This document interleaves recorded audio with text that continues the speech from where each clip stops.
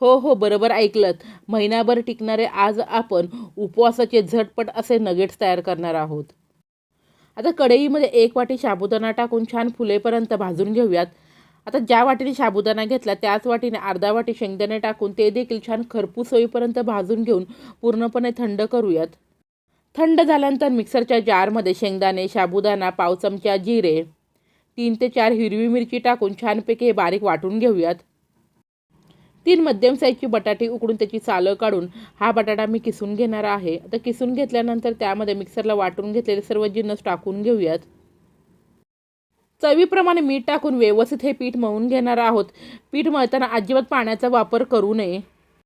पीठ व्यवस्थित मळून झाल्यानंतर त्याचे छोटे छोटे नगेट्स करून हे नगेट्स हवाबंद डब्यामध्ये भरून तुम्ही महिनाभर स्टोअर करून ठेवू शकता. कधीही वाटेल तेव्हा तुम्ही हे उपवासाचे नगेट्स काढून छानपैकी तेलामध्ये डीप फ्राय करा.